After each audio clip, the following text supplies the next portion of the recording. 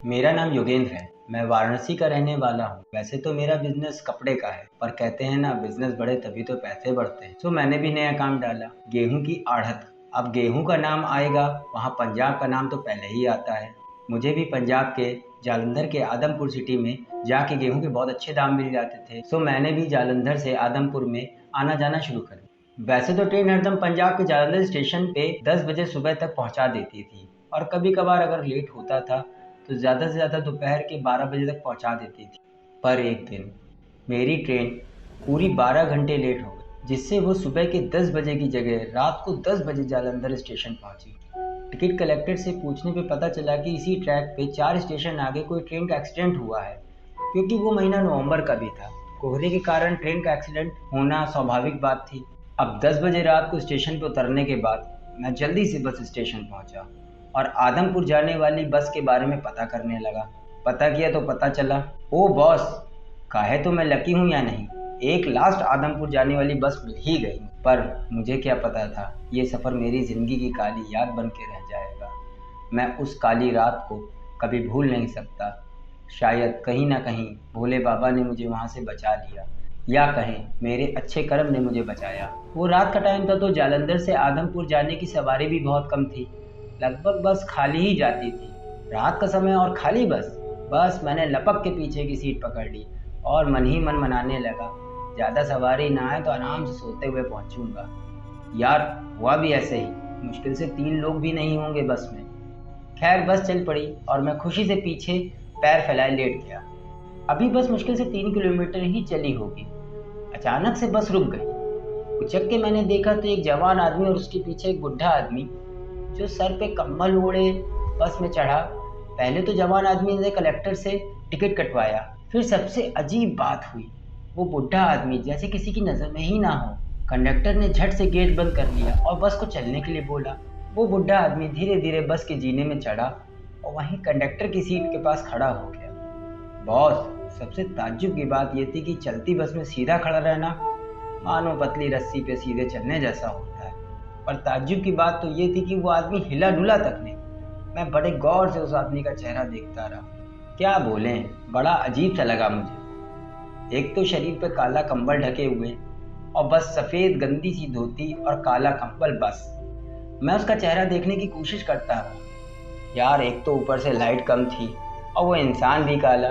केवल उसके होंठ और गाल ही समझ में आ रहे थे। बस जैसे लगा कि वो खड़े खड़े सो रहा है।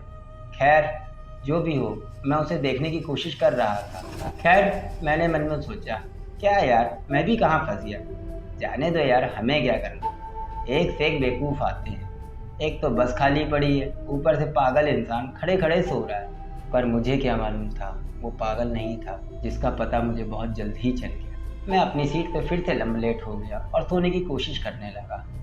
जालंधर से आजमपुर की सड़कें, भैया क्या बोलना, इतने धक्के लगे कि सो ही नहीं पाया। सो मैंने फिर अपना सर ऊपर उठा के बस के चारों तरफ देखा। अंधेरा ही अंधेरा था। सो मैंने अपना सर ऊपर करके बस के चारों तरफ देखने लगा, पर चारों तरफ अंधेरा ही अंधेरा था। तभी मुझे बुढ़े इंसान की याद आई। मेरी खोजी आंखें तुरंत उस बुढ़े को ढूंढने लगी। पर मैं देखता क्या हूँ, इस बार वो हमारी सामने वाली सीट पर बैठा हुआ था। अचानक पत्नी को उसको मेरे सामने देख के मुझे घबराहट सी होने लगी। मुझे वहाँ थोड़ा डर भी लगने लगा, इसलिए अपने डेस्टिनेशन से थोड़ा पहले ही जल्दी उतर गया।